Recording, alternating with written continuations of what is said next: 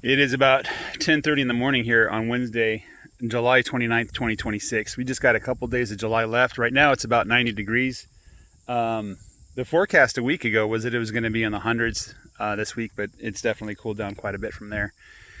And to the point where I'm fairly confident that if I didn't have shade for the animals, they would do okay. I know that probably sounds extreme to some people, but the humidity is lower. And the temperatures are quite nice. Now we have an issue here. Some of the sheep are making manure like cows. I just saw one lay a big turd. That's not good. That's not what they're supposed to be doing. So I'm a little bit concerned about the manure here. I just moved them into this row yesterday and gave them fresh minerals. Wonder if maybe the minerals are more than what they need, or not the right type of minerals. Or I mixed in the Premier One sheep mix in. It has a lot of selenium in there with rock salt that I got from the feed store. I might just try giving them rock salt, seeing how they do. I saw evidence that the sheep crossed the wire, but they crossed back okay. Yeah, there's some more manure piling up. So there's two thoughts on why the manure might be doing that. One is that they're eating way too much protein, and the other is that, you know, they're wormy. I don't know what to do about either one. I'm going to assume it's the protein, that they just got into a fresh row, and the sheep, is, you know, they like to go after the weeds. They like to browse more than forage. So maybe they just found a bunch of weeds that they really liked and just ate a little bit too much or something. That's what I'm going to assume. This is goat weed, I think. Yeah, that's goat weed. It looks like it's just freshly grown. This grass, I'm not sure what type of grass this is. I'm hoping it's big blue stem. I'll have to run a grass ID on that. No, it's probably orchard grass, I think, because orchard grass has that seed head that looks like that. I'm hoping to get some of the native warm season grasses here. I know they do really well if you graze them properly. I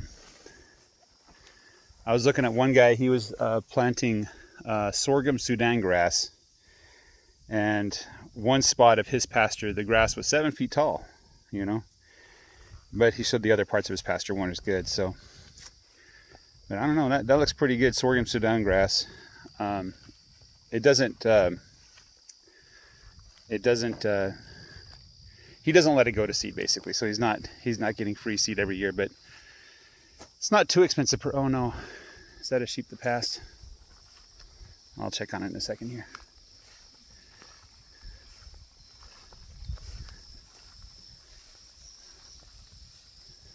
Yeah, she passed.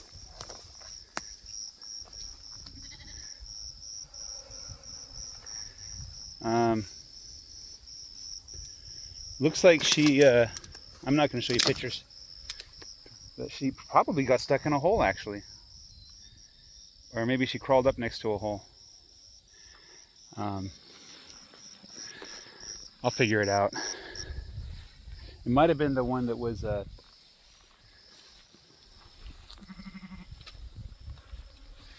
yeah, it's the one that had bottle jaw. So I'm going to say it's bottle jaw. The cause isn't bottle jaw. The symptom was bottle jaw. So, yeah. I'm sorry. I wish I knew more of what I was doing and how I could help them better. But I really need to get the parasite resistant and the disease resistant sheep stock going. So I have to aggressively cull these guys. And since I'm not pinning them up every couple days and checking their signs and running them to the sale barn every week, you know, that's what's going to happen. So this is the back 20 that we're looking at. This is where the cattle currently are, and I think I'm gonna get them out today. I don't see them here right now. They're probably on the other side, but I think it's time to get them out now that I sold the bull and the 3 remaining bull calves. I'll pick up that check today. Hopefully it's a good check.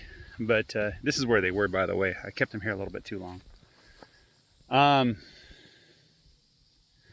You can see there's quite a difference. This side of the wire versus that side. So I can bring the cattle back into the pasture because the temperatures are cooler, and get them grazing again. And I'm just thinking I need to put more pressure on my pasture. Apply more hooves per square inch to get a greater effect. That's what I'm thinking.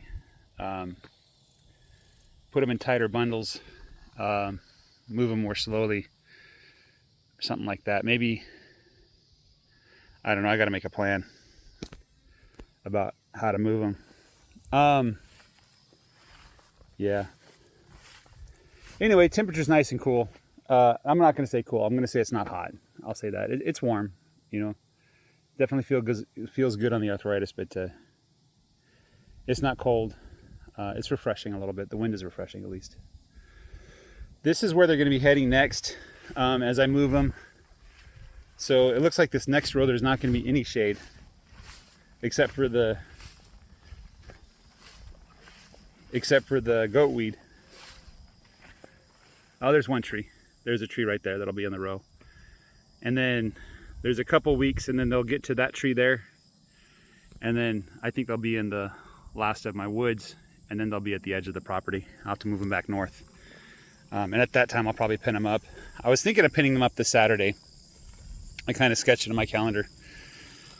I need to ban some of the ram lambs that I wasn't able to get the first time.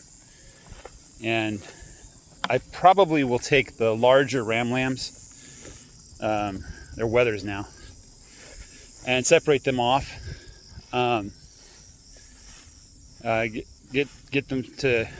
Get them weaned, and I might just feed them before I take them to the sale barn, just to get a few more dollars. I'll have to ask what kind of feed the different people around town recommend. The companies that sell feed, they might know exactly what sheep need to grow big and fast, you know.